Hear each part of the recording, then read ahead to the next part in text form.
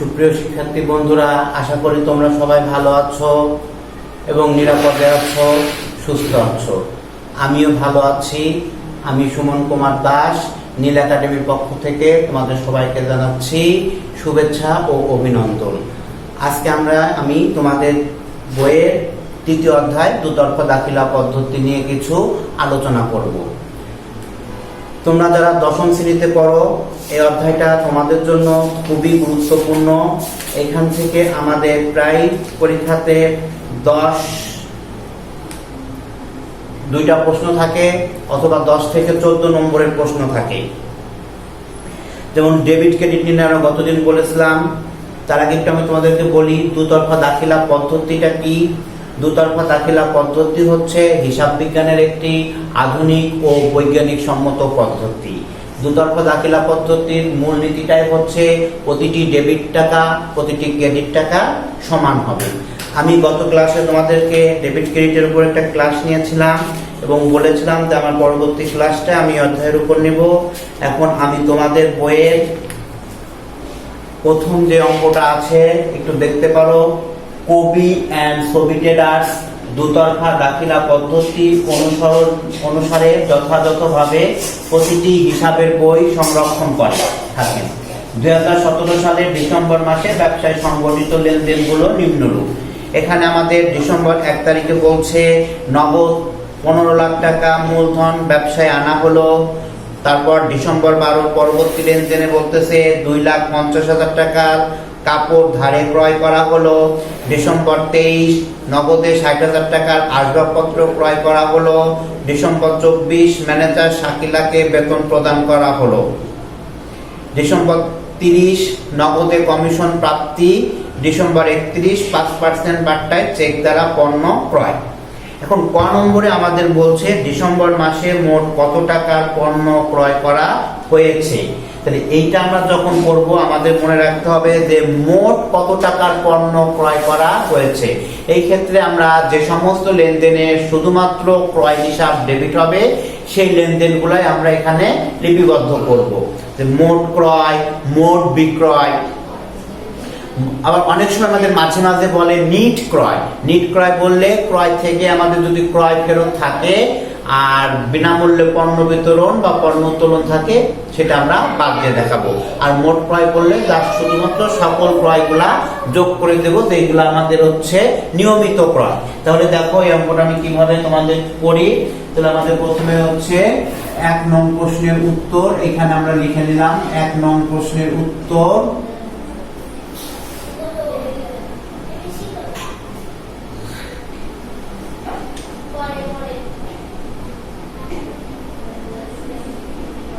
ক নম্বর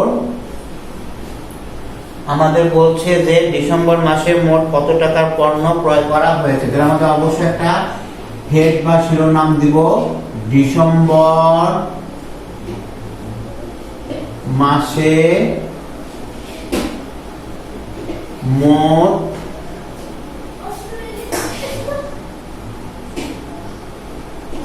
ক্রয়ের পরিমাণ নির্ণয়। ক্রয় বিক্রয় একই থাকবে আমাদের। আমরা ভাগ করব হচ্ছে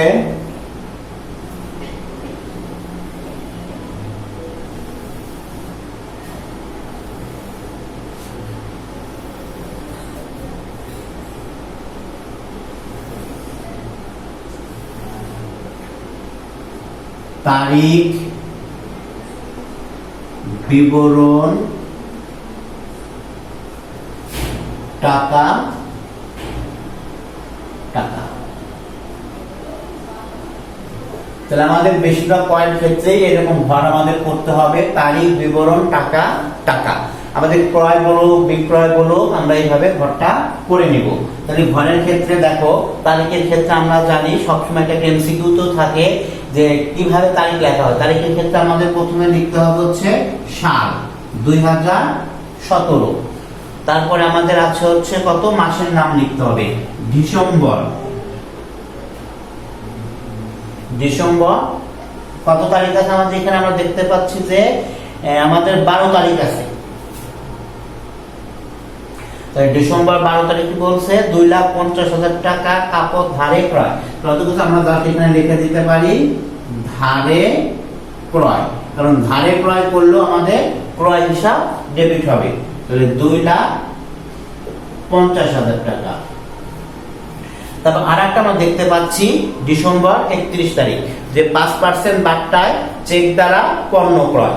5% বাট্টায় চেক দ্বারা পণ্য ডিসেম্বর 31 তারিখ। তাহলে আমরা এখানে কি লিখতে পারি যে চেক দ্বারা পণ্য ক্রয়, চেক দ্বারা পণ্য ক্রয়। এই ক্ষেত্রে একটা কথা আমি তোমাদেরকে বলে রাখি যে 5% যে বাট্টাটা আছে, বাট্টা অর্থ হলো আমাদেরকে ছাড় দেয়া। এখানে আমাদের 5% বাট্টা ছাড় দিয়েছে, এটা আমাদের হিসাবে দেখানো যাবে না। তাহলে আমরা 1,20,000 এর উপরে 5% বাট্টা করব। 1,20,000 এর 5% বাট্টা করলে হবে 6,000 টাকা। আর 1,20,000 এর উপরে আমরা 5% বাট্টা এখানে দেখো তোমাদের সুবিধাটা আমি একটু দেখাই দিই।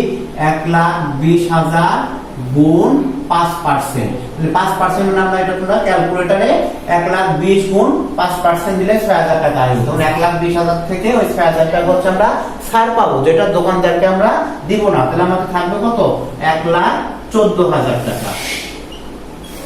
তাহলে আমরা যোগ করে দিই 3,64,000 টাকা। তাহলে 3,64,000 টাকা, এটাই হচ্ছে আমার মোট ক্রয়ের পরিমাণ। এখন আমাদের নেক্সট হতে বলছে কবি এন্ড ছবি ট্রেডার্স এর উপযুক্ত লেনদেনে ডেবিট ক্রেডিট নির্ণয় করো। সেম আমাদের ভার থাকবে, একই রকমের ভার।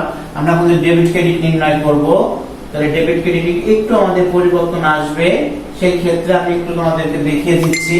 তারিখটা আমাদের ঠিক থাকবে।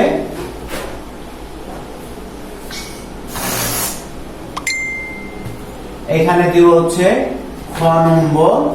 আমরা প্রথমে তাহলে কি লিখবো, কবি এন্ড ছবি ট্রেডার্স এর ডেবিট ক্রেডিট নির্ণয়। শিরোনামটা খুব ভালো মতো দিতে হবে, কবি এন্ড ছবি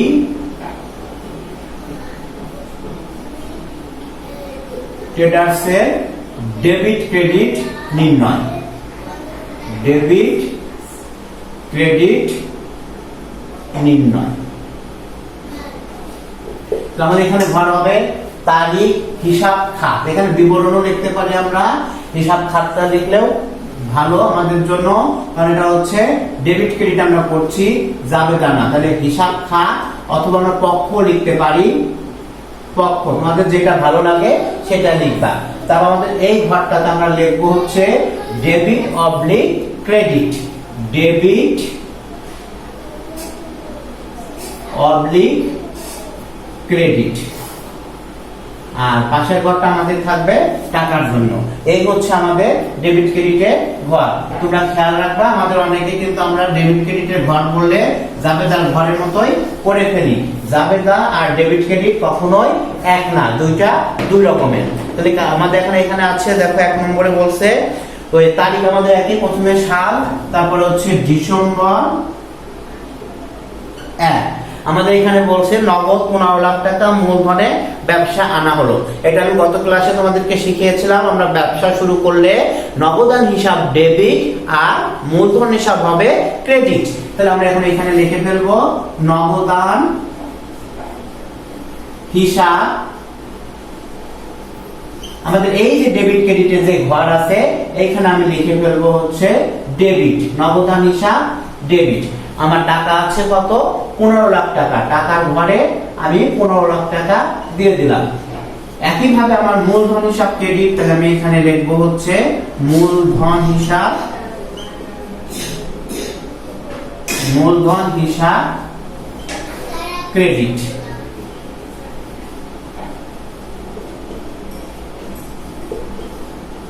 $15 লাখ টাকা। আমার একটা তারিখ এখন পুরাটা আমরা এভাবে এখান থেকে আটকিয়ে দিব। শেষ আমার ডিসেম্বর 1 তারিখ। একইভাবে বলছে আমার ডিসেম্বর 12 তারিখ ধারে 2,50,000 টাকা ধারে ক্রয়। এটা আমরা গত দিনে শিখে ফেলেছি ডেবিট ক্রেডিট কিভাবে করতে হবে। তাইলে হচ্ছে এখন আমরা লিখবো 2,50,000 টাকা ধারে ক্রয়। আমরা জানি যে ধারে ক্রয় করি আর নগদে ক্রয় করি, চেকের মাধ্যমে ক্রয় করি। নিয়মিত ক্রয় করলে আমার ক্রয় হিসাব হবে ডেবিট। যেগুলো আমাদের নিয়মিত ক্রয়, তাহলে আমাদের এখানে আমি লিখবো ক্রয় হিসাব আর ডেবিট। আর হচ্ছে আমার ধারে ক্রয় করেছে, তাহলে পাওনাদার হিসাব হবে ক্রেডিট। পাওনাদার হিসাব ক্রেডিট।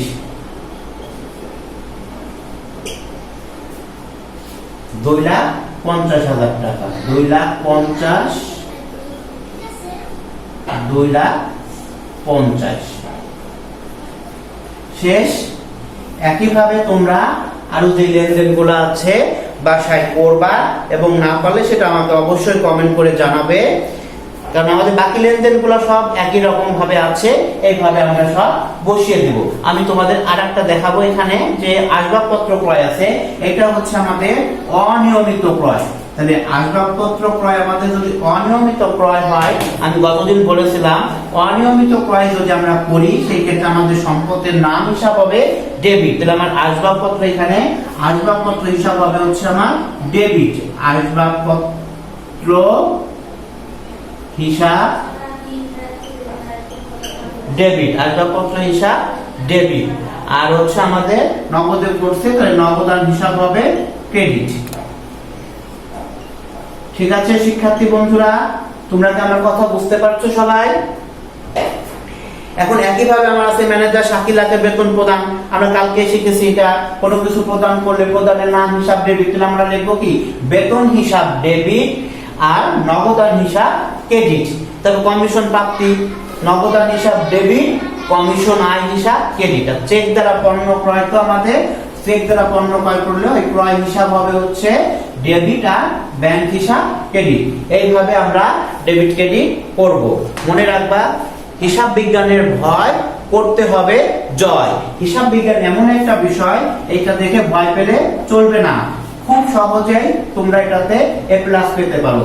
আর হিসাব বিজ্ঞানের ভয়কে জয় করতে হলে অবশ্যই আমার চ্যানেলটাকে তোমাদেরকে সাবস্ক্রাইব করতে হবে এবং আমার সঙ্গে থাকতে হবে। আজকে তাহলে এ পর্যন্তই।